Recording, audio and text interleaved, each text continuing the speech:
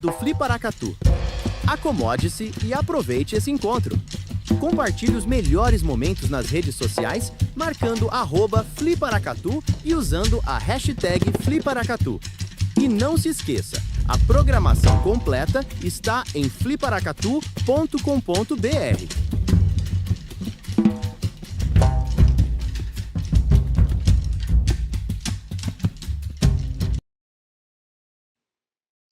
Mesa de abertura. A roda de conversa acontece no Teatro Afonso Arinos. Um grande toldo foi montado. Ele abriga as diversas cadeiras da plateia e, ao fundo, o palco onde ocorre toda a abertura. O palco possui uma longa mesa branca. Os convidados se assentam de trás dessa mesa. De frente ao lugar que cada um assenta, colado na mesa, de frente para a plateia, há uma caixa transparente de acrílico que carrega os nomes de cada convidado. Ao fundo, compondo o cenário, há um toldo grande em xadrez de tons vinho e azul escuro.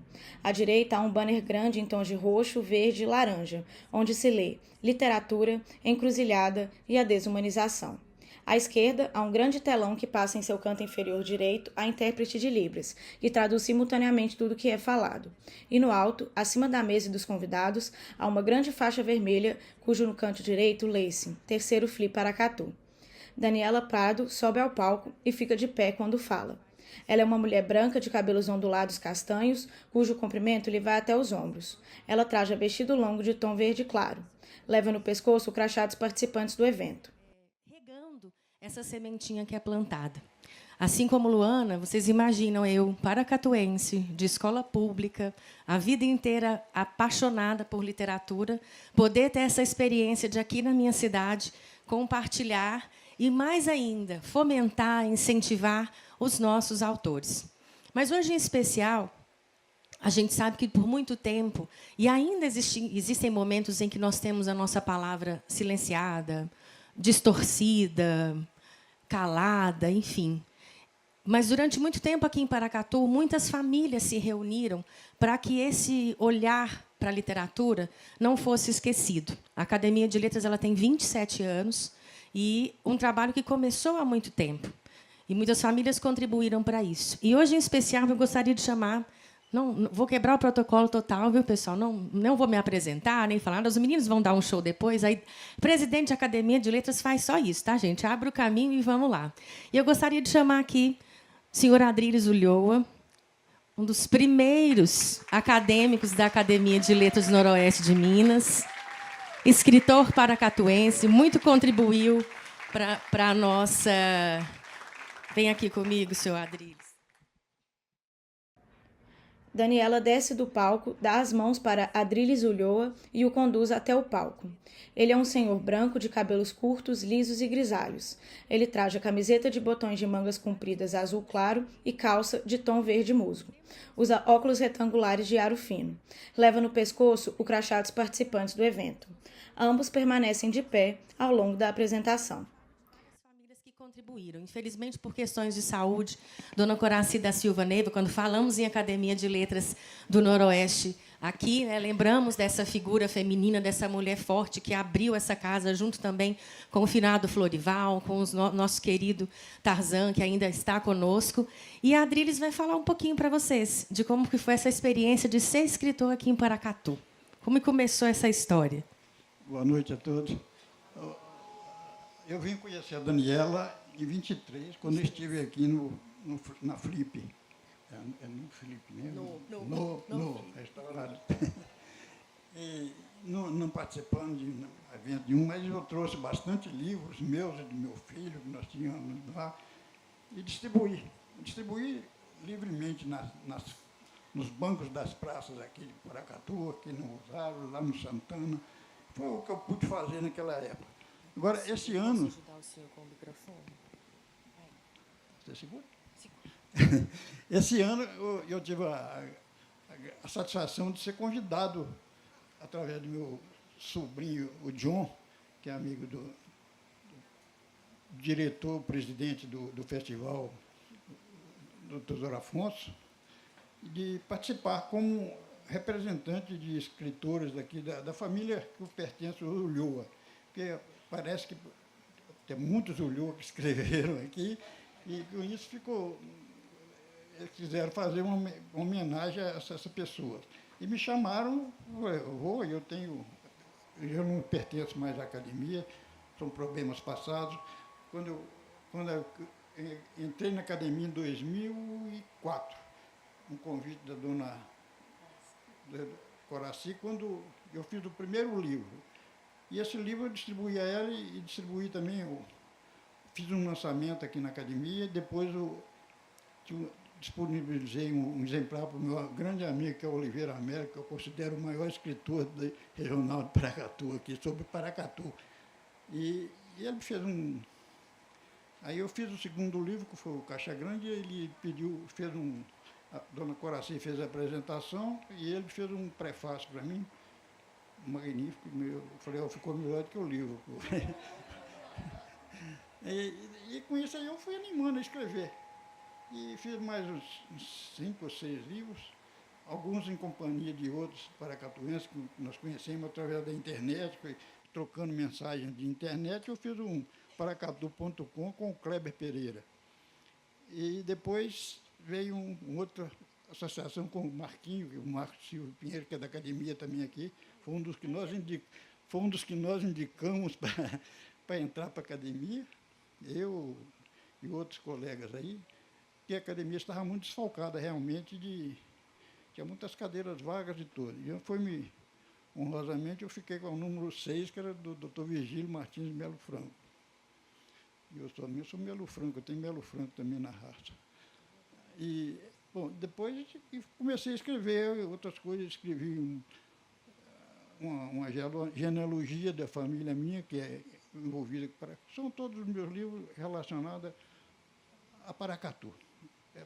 Eu saí de Paracatu em 1956 e nunca voltei assim para morar aqui, mas morei em São Paulo, morei no Belo Horizonte muito tempo. Hoje eu moro, depois que aposentei, voltei a morar em Belo Horizonte. Só isso, e sempre escrevendo e vindo aqui em Paracatu muito, foi quando eu participei da academia. Agora, dessa vez, o convite foi mais firme ainda, e eu não pude evitar. E eu vendo aqui o prefeito falar, eu lembro que eu não conhecia o Igor. Eu conheci o Igor lá muito tempo atrás. Conversei com o Igor muitos anos atrás, quando ele tinha uma editora, se não me engano, Buritis, que chamava. E ele me pediu até um texto que eu mandei para ele, nunca mais vi, mas não viu o livro, ele que fez o livro. Ele ficou de me mandar um e não mandou. Estou cobrando o prefeito. Então, Igor, você desculpa, você falou ali que também ficou muito satisfeito de quando você conheceu o Walter, né? Comigo foi com você. E outra pessoa que eu sempre admirei, lendo pela internet, é o presidente do Flip, o Afonso Borges, né? Eu pensei que ele fosse até parente dos Borges aqui de Paracatu, mas que não. Mas foi muito como... procurar, capaz que é. Eu mexo com genealogia, então eu gosto. Já para quem gosta de genealogia, eu até indico o doutor Zé Luiz Botelho, que tem o blog A Raposa da Chapada, que foi que me anunciou muita coisa para que eu escrevesse a genealogia. Entende? Então, vocês podiam até pôr na academia, viu? Ele mora em Brasília, não sei. A academia agora está completa também, né? Não tem cadeira vaga. Pois é. Pouco, mas tem. Então, eu estou indicando ele.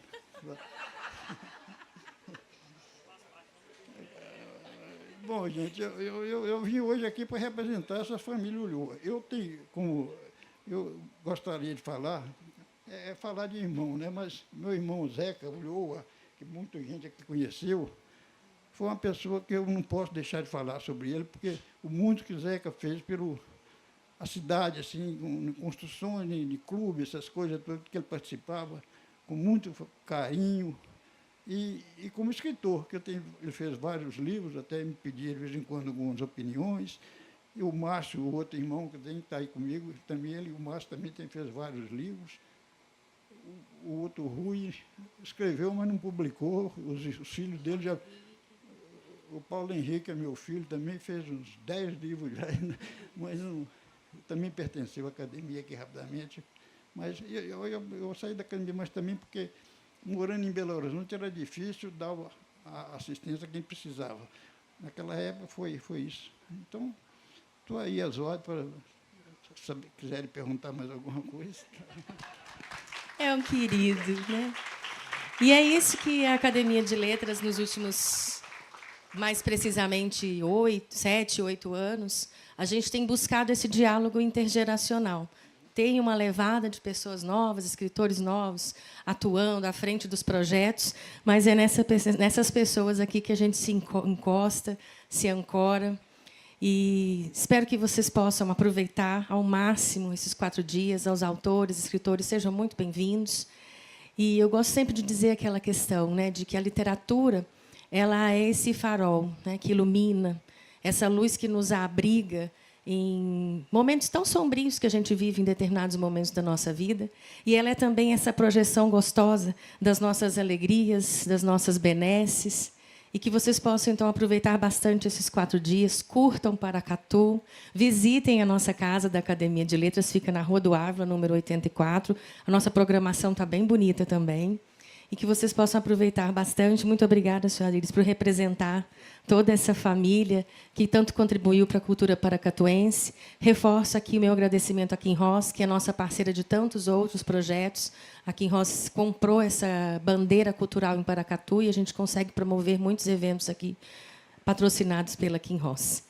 Boa noite a todos e vou deixar vocês agora com a mesa seguinte, composta por um dos nossos acadêmicos, Alexandre de Oliveira Gama.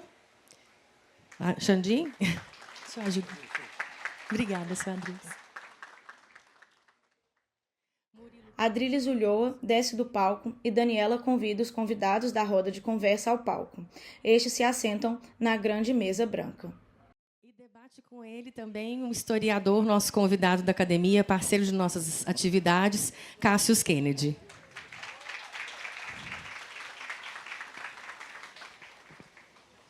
Você lê a biografia?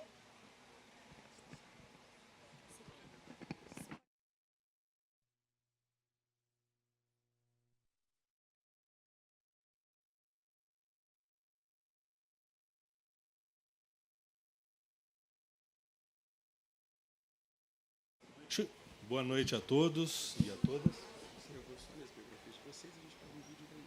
Perfeito, perfeito.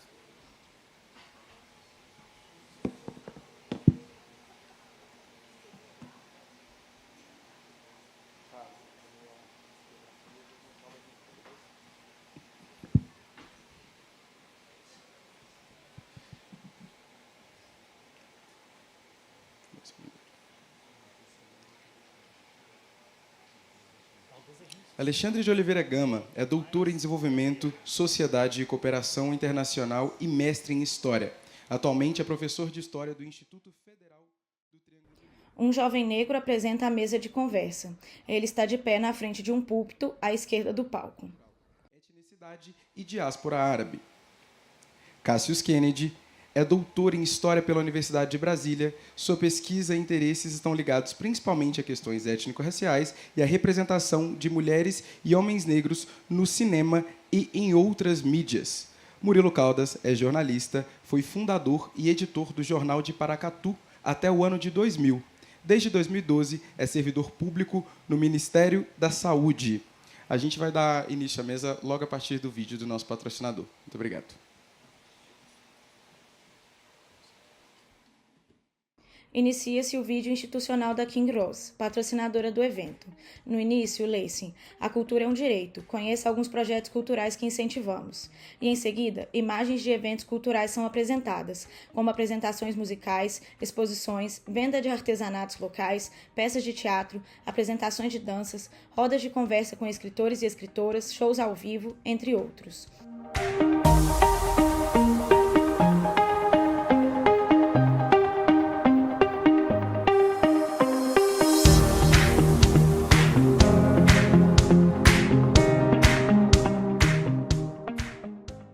Lê-se: teatro, música, dança, literatura, integração. Para nós, além de um direito a ser assegurado, a cultura é um caminho possível para o desenvolvimento.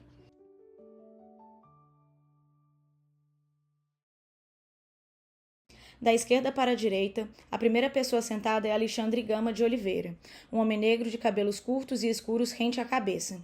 Possui barba de tom grisalho. Ele traja camiseta de botões de mangas curtas branca, usa óculos redondos de aro fino e leva no pescoço o crachá dos participantes do evento. A segunda pessoa sentada é Murilo Caldas, um homem branco de cabelos curtos de tom grisalho e barba de mesmo tom. Ele traja camisa preta estampada com laranja, usa óculos retangulares de aro fino e leva no pescoço o crachá dos participantes do evento.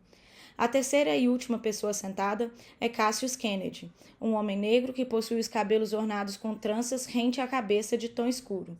Ele traja camisa roxa e por cima usa um blazer de tom azul marinho.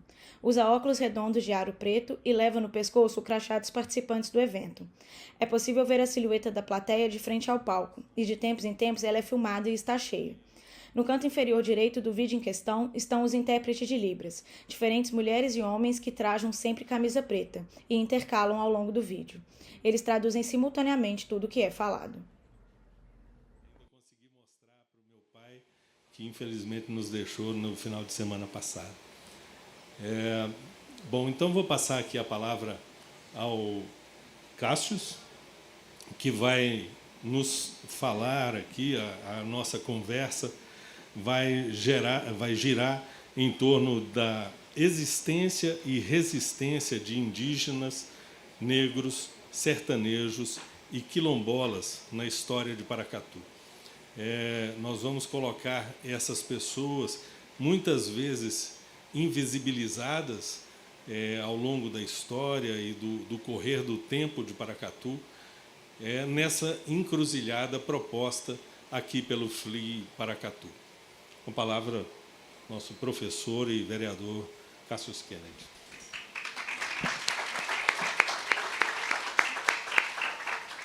Boa noite a todos. Boa noite, Murilo. Boa noite, Xandim. Eu não consigo chamar o Alexandre de Xandim, então fica Xandim, né? Você não consegue me chamar de Alexandre. Não consigo chamar de Alexandre, né? O Xandim. Em 2000, teve um festival, acho que da Multishow, e tem uma banda que eu gosto muito, que é Los Hermanos, e aí o vocalista, Marcelo Camelo, se sentiu meio constrangido, acho que a palavra que ele usou foi até envergonhado, de estar recebendo um prêmio pela música que estourou no ano lá, em 99, porque ele estava concorrendo com Chico Buarque. É mais ou menos eu aqui agora. As pessoas que estão na estante de casa, nos discos que eu ouço, estão aqui, né? Inclusive, tem uma coisa engraçada, minha esposa é psicóloga, e sempre que eu conto essa história, ela fala que está tudo bem resolvido assim, na minha família, né? Meu pai é muito fã da Fernanda Takai, ele acha a mulher mais linda do mundo, e que Patufu é a melhor banda que tem, e ele sempre falava isso. E como eu tinha uma obrigação moral de não gostar das coisas do meu pai, eu sempre falava muito mal. Não gosto, não. Banda horrível, né? Eu não gosto, não. Então, era uma banda que eu tinha que ouvir escondido. Tocando com brinquedo? Né? Eu sempre tinha que ouvir escondido para falar que eu não gostava. E, inclusive, a última vez que eu vi Los Hermanos tocar, a Fernanda Takai estava lá com o Patufu, lá no Marina da Glória, no Rio de Janeiro. Mas, enfim, oportunidade maravilhosa de poder estar aqui, apesar de eu achar que outras pessoas poderiam estar bem melhor representando aqui do que eu. Mas o assunto é muito bom. A gente vai falar aqui, entre outras coisas, né, Xandinho, sobre encruzilhadas, essas fissuras que tem. E dentro do campo da história, da historiografia, alguma coisa que a gente acaba discutindo, né? Talvez com outros nomes, com outras abordagens, mas alguma coisa que a gente traz, sim. E uma proposta que a gente tem de conversar um pouco sobre como isso aconteceu na história, para depois trazer aqui também para Paracatu, porque a gente tem um campo muito fértil para discutir sobre isso, né? Nós estamos falando de uma cidade que tem reconhecido 5 comunidades quilombolas, uma população majoritariamente negra, muitos periféricos, uma distribuição socio-regional muito ruim assim, para a cidade. Eu acredito que a gente tem muito para poder falar aqui da cidade, em especial o Xandim, que já foi historiador aqui na cidade, que é professor também, e carrega muito esses assuntos aí. Obrigado, Cassius, Murilo. Boa noite a todos e a todas. Vamos começar fazendo o seguinte. Nós vamos fazer uma leitura da encruzilhada a partir da gente aqui. Tá? A ideia é mais ou menos essa. E quando nós falamos de encruzilhada, a gente está falando de caminhos mesmo. Nós estamos falando de caminhos que vão ora se encontrar, ora se chocar. E, ao mesmo tempo, encruzilhada é um olhar também. É um olhar para as fronteiras, onde, tradicionalmente, eu sou historiador de formação, né? Uma professora minha está logo ali, que é a vice-presidente da Academia de Letras, então tem que ficar esperto também, porque ela está de olho ali em mim, que é a Ellen, né? Ulloa. E nós precisamos atentar para alguma coisa. Na produção da história, em geral, nós lidamos por muito tempo com verdades absolutas. As fronteiras elas são muito definidas, mas quando você usa a metodologia da encruzilhada, você vai perceber que as fronteiras elas são muito porosas, elas são muito fluidas, e a encruzilhada não lida com esse aspecto das verdades absolutas. E nós vamos aplicar isso na nossa experiência, como o Kennedy falou, daqui de Paracatu. Quando a gente olha para a história, a partir da metodologia da encruzilhada, o Kennedy acabou de usar uma expressão: a gente vai atrás das fissuras, a gente vai atrás das frestas, a gente vai atrás das brechas. E ali a gente quer encontrar aqueles grupos que, por muito tempo, foram silenciados, apagados das memórias, da escrita, ou muitas vezes legados e marginalizados, às margens. Então, o que nós queremos fazer aqui é trazer um pouco desse olhar do debate proposto pela FLI para alguns aspectos mais locais. Nessas fissuras aqui na cidade é onde nós vamos encontrar o que o Murilo acabou de mencionar. Nós vamos encontrar a potência dos negros, lideranças, que muitas vezes não são conhecidos da população, em detrimento de outros personagens que são muito trabalhados por uma grande parte dos escritores daqui da região. Então, enfim, é nesse sentido que a gente caminha. Então, e para começar com um exemplo, e eu vou citar alguns, eu vou trazer 4 exemplos aqui, acho que 5 talvez, eu vou procurar ser bem breve, porque a ideia da mesa é isso, é a gente ser breve mesmo. Primeiro lugar, olha só a situação dos sertanejos dentro da literatura oficial, das narrativas oficiais da cidade. Paracatu não foge muito do que a gente está acostumado a ver na literatura nacional. Os bandeirantes, desbravadores, saíram de São Paulo e povoaram e levantaram cidades e vilas, e elas se desenvolveram porque os bandeirantes chegaram. Se a gente for olhar o que está escrito sobre Paracatu, é bem isso. Entende? É bem mais do mesmo, todo mundo aí sabe que isso aí é um lugar comum. Só que é mal de historiador, tá? Olha para você ver, eu trouxe meu dever de casa aqui. É isso aqui, ó. Dicionário Histórico Geográfico das Minas de Paracatu, escrito pelo Valdemar Barbosa. Olha para você ver o que ele fala aqui. Quando a gente pega os livros que comentam sobre a história de Paracatu, é sempre isso. Os protagonistas são os bandeirantes. Mas, são eles, Paracatu começa com os bandeirantes, se desenvolve com eles. Mas olha isso aqui. A região de Paracatu foi sendo povoada inicialmente por elementos vindos da Bahia. Nossa, que isso, hein, gente?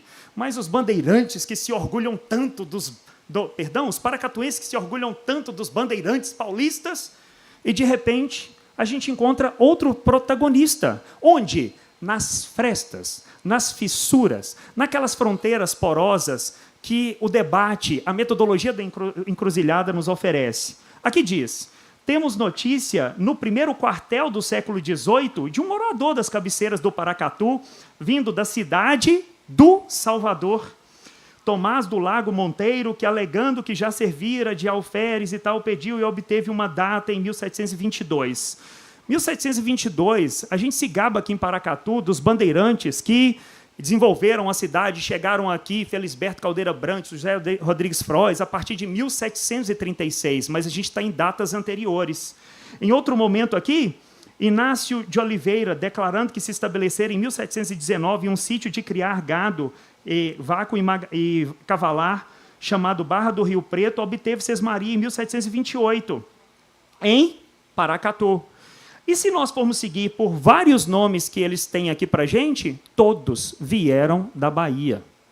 E onde é que estão os baianos na formação de Paracatu? Naquilo que a gente escreve sobre a cidade? Então, a gente está falando aqui do apagamento, do silenciamento, da memória do sertanejo. E nós temos também referências de pernambucanos. Claro, né? Há várias estradas que vinculam Paracatu ao norte de Minas, sobretudo a partir de São Romão. Então, o exemplo do modo como os sertanejos são tratados, silenciados, apagados, é um exemplo de como a encruzilhada pode ser tão útil para a gente conhecer um pouco mais desses outros personagens que estão relacionados com a história da cidade. E tem os indígenas também, né? Você sabe que o documento em que a primeira vez aparece o nome de Paracatu é um documento, um testamento de 1603. Aí, há autores daqui de Paracatu que dizem que Paracatu nunca teve presença de indígenas. Não, nós não tivemos presença de indígenas. Olha como é que funciona o apagamento. Está aí, falando isso aí até hoje. Beleza. Aí, não tem presença de indígenas, eles não tiveram aqui e tal, e tem outros que falam da presença e tal. Beleza. Acabei de ver aqui que eu esqueci o livro que fala sobre... que tem essa... Vocês vão confiar em mim, né? Perdão, falei 1703? Não, 1603. Nós temos um bandeirante que pediu para escrever o testamento dele, ele precisava indicar onde é que ele estava ferido. E ele estava ferido às margens do Paracatu. E ele escreve o testamento dele porque... Qual o motivo do ferimento dele? Ele estava doente porque ele foi ferido por uma flecha dos índios Topiões. Então, o que a gente tem nesse documento fundante do nome oficial, onde aparece o nome de Paracatu, o nome indígena? Nós temos a resistência indígena.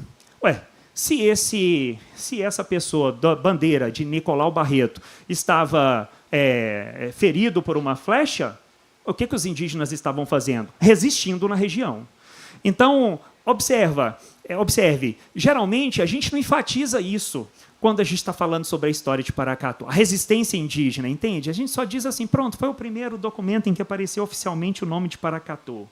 Quando a gente fala dos quilombolas, e aí eu já parto para o terceiro exemplo, né, daqui da cidade, aí isso aqui é muito interessante, né?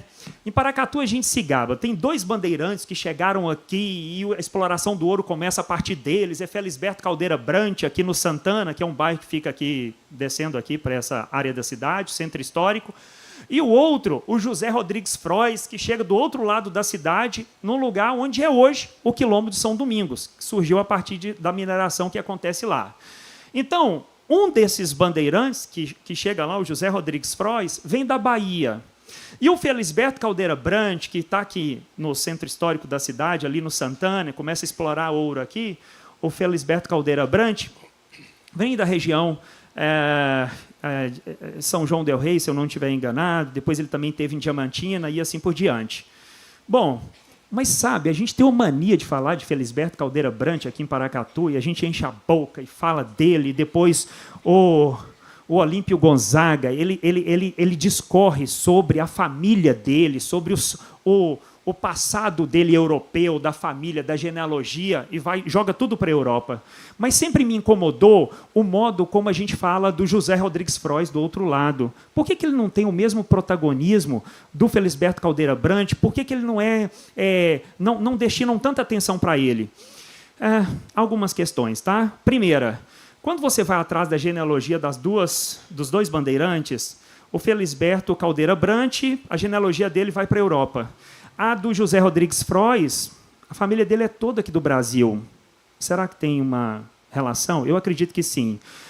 E uma outra questão. Em geral, olha para você ver, a gente fala da cidade a partir do Santana, do surgimento das famílias e tudo, tá, beleza. Por que o Felisberto não tem o mesmo protagonismo? Ele está num quilombo. Agora, o melhor. Domingo passado, eu estava lá no Quilombo de São Domingos e a gente estava sentado, conversando, e pergunta para eles, e aí, quem é que é o bandeirante que chega aqui na cidade e que se torna a primeira autoridade reconhecida pelo Estado português aqui em Paracatu, em 1744, quando ele vai lá e anuncia as minas e se torna o primeiro guarda-mor aqui em Paracatu. Se você chega no Quilombo e pergunta os mais antigos sobre quem é essa pessoa, quem é esse bandeirante, eles falam José Rodrigues Frois. Não é o Felisberto Caldeira Brant.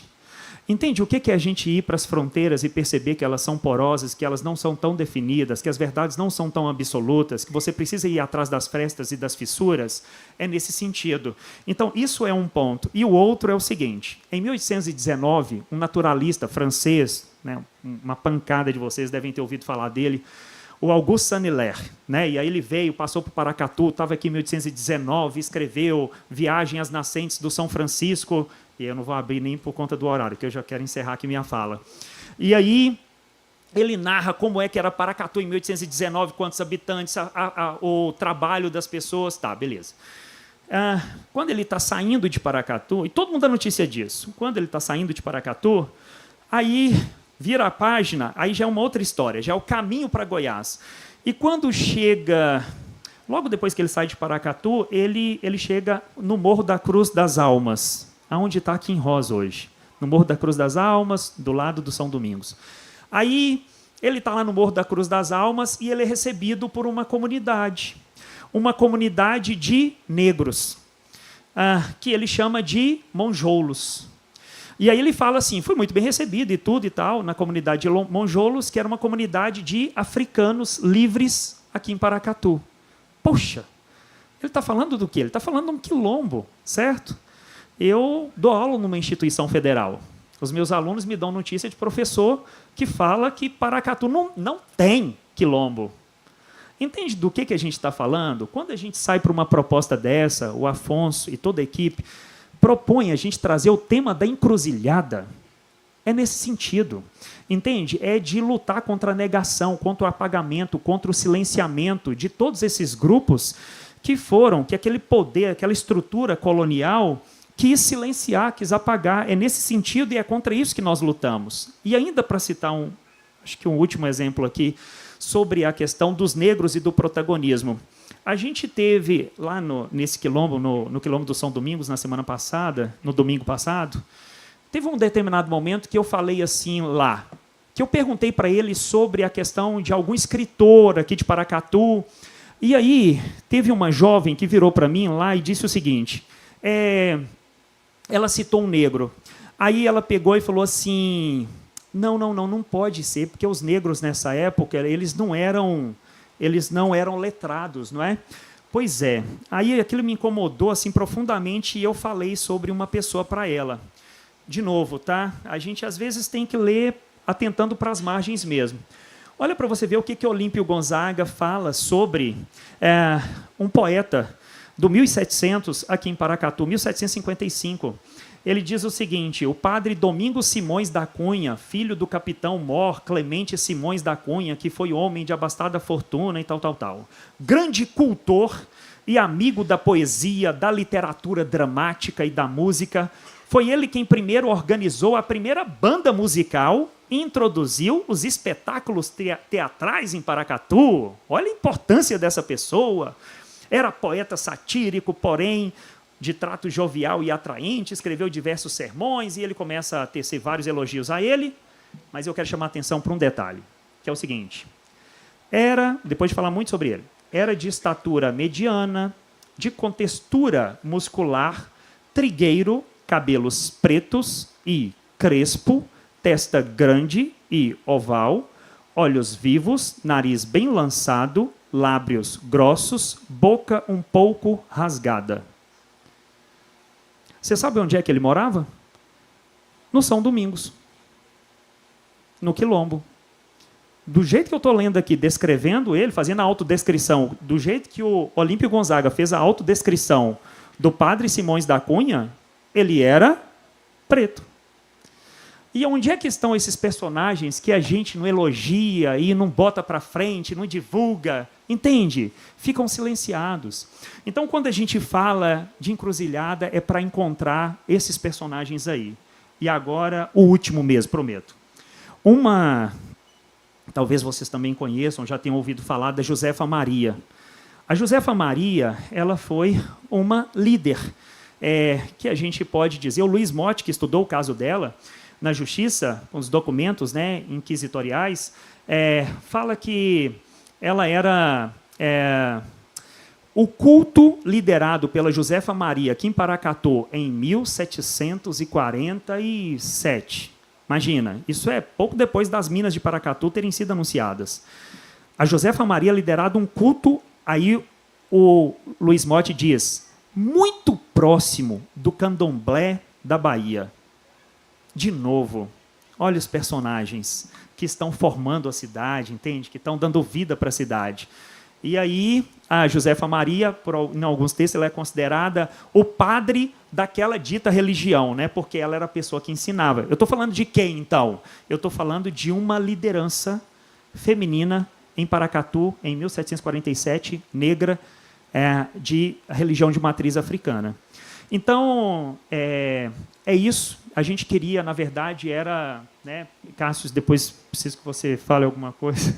Você me ajude aqui, mas a minha função era essa, era provocar um pouco, era trazer um pouco desses personagens, de levantá-los, de encontrar um pouco na nossa literatura, ali nas fissuras, alguns personagens que às vezes não são tão conhecidos, mas que a gente precisa começar a escrever um pouco mais sobre eles, pesquisar um pouco mais sobre eles.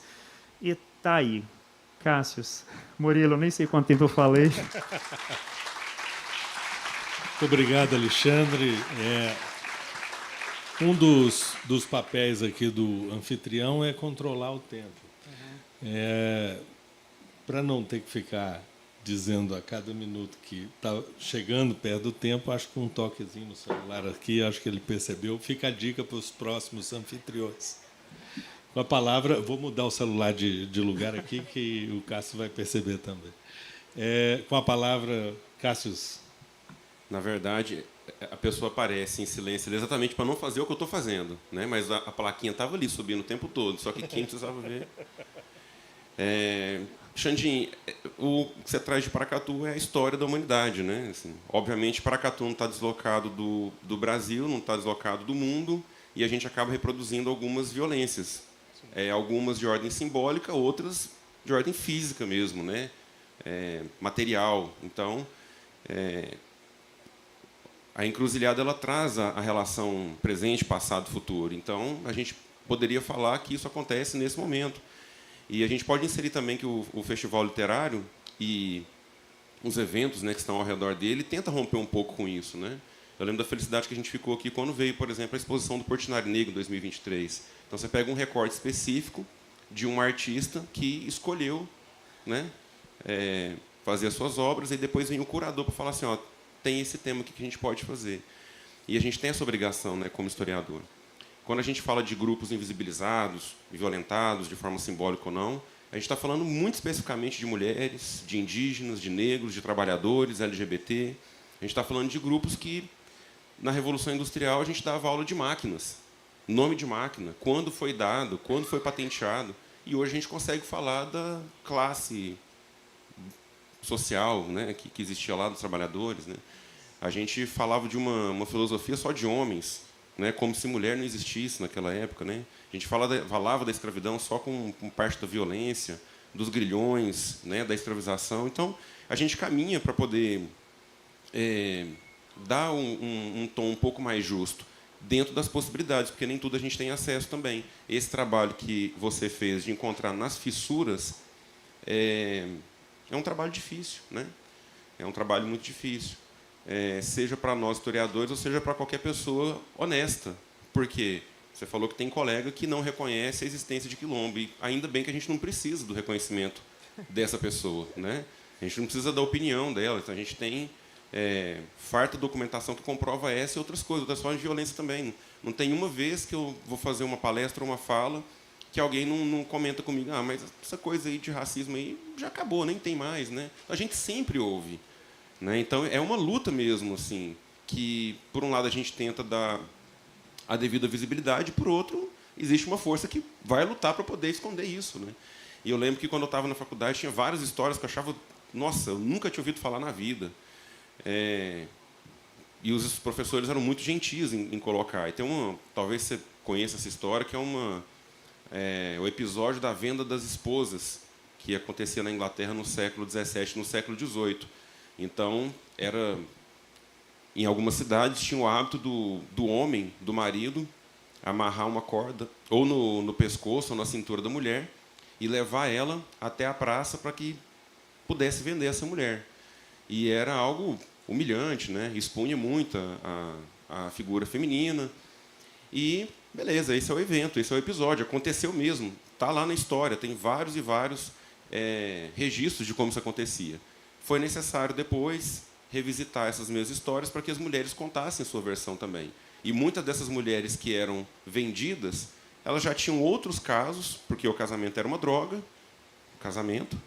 e elas próprias já não queriam estar mais. Então, uma das fissuras para poder encontrar a sua liberdade e estar com uma pessoa que ela já tinha um relacionamento era forçar a venda, forçar a ser vendida.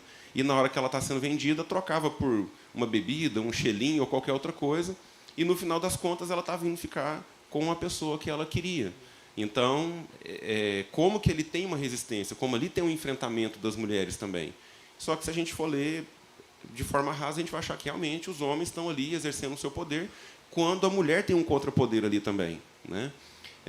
Um outro episódio também que eu ouvi dos meus professores, que está naquele livro O Grande Massacre de Gados, que é muito legal, são de operários franceses, trabalhadores franceses do século XVIII, em que eles morriam de raiva de ter que trabalhar, levantar cedo, ficar 12, 14 horas no trabalho, e a esposa do patrão era uma mulher muito chique, muito fina, e ela tinha um gato, e esses funcionários começaram a imitar gatos de madrugada para incomodar tanto o patrão quanto a sua esposa. E aí ficavam lá imitando o gato, tarde da noite, até o ponto que o patrão vai dar ordem. Ó, vocês vão chegar e vão matar esses gatos da vizinhança, tudo. Não quero mais gato aqui, mas cuidado, porque o gato da minha esposa tem que continuar aqui. E, obviamente, os funcionários fizeram a perseguição a todos os gatos ali ao redor que realmente existiam, espancaram os gatos, penduraram os gatos em varal, e o tratamento especial foi exatamente o gato da madame, né? Que eles fingiam não saber que era o gato da esposa. E aquilo é mais uma forma de resistir. Ele simplesmente não pode deixar o trabalho, porque precisa receber aquela miséria de salário, tem que cuidar, mas está ali uma fissura, onde eles estão demonstrando a resistência possível naquele momento. E aqui não é diferente, né? Paracatu hoje é uma cidade que ainda existe uma segregação muito forte espacial. Muitos de nós, né? Então, estatisticamente, muitos de nós aqui vai até concordar com o que eu estou falando aqui, e outra parte não. Mas a gente tem, no carnaval, um carnaval da Avenida Olegário Maciel, e tem o carnaval de outrora, né? Você tem um carnaval que é policiado, e você tem policiais concentrados só num lugar do carnaval, né? E o que é isso, né, no final das contas, né? São festas populares, mas que ainda você guarda uma memória, né, uma ideia de conservar aquela festa que era boa no passado. Por isso que é o carnaval de outrora, né? E esse carnaval de hoje, popular, que tem o povão, até aquela expressão, né, é o povo fubá, esse não é o carnaval da nossa cidade. Então, sim, há uma resistência e uma contra-resistência, sim, né? Quando, no festival cultural do ano passado, a gente viu a organização colocar a batalha de rima bem no meio da praça aqui, e isso é romper um pouco desses espaços, né? É essa resistência que a gente precisa mesmo. Então, eram os garotos e garotas de periferia mostrando que aquela cultura deles, que é a batalha de rima, né, a rima falada, que é a manifestação da periferia. E estava ali bem no centro, né? E isso, com certeza, causa incômodo, e basta a gente abrir as nossas redes sociais que vão estar lá esse incômodo, né? Ele é registrado. Então, infelizmente, é uma história que, na sua gênese, tem o louvor, né? Que tem o engrandecimento de alguns personagens, em detrimento de outros.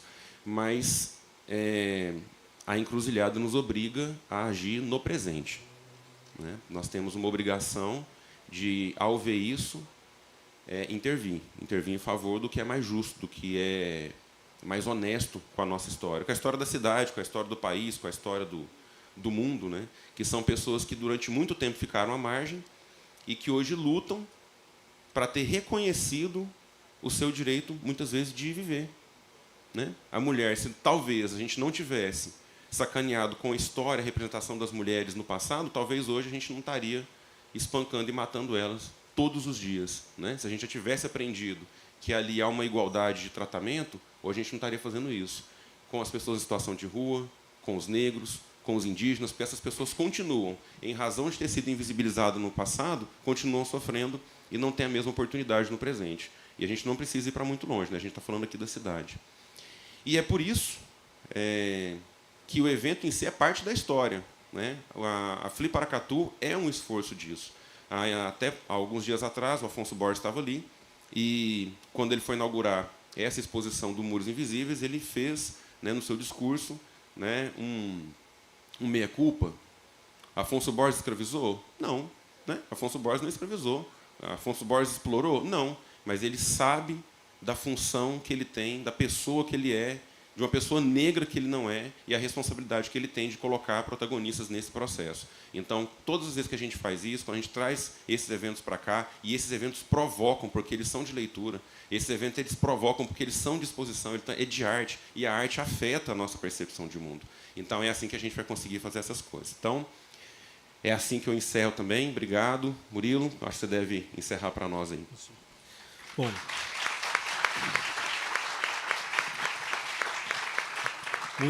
muito obrigado, Alexandre, muito obrigado ao Cassius Kennedy.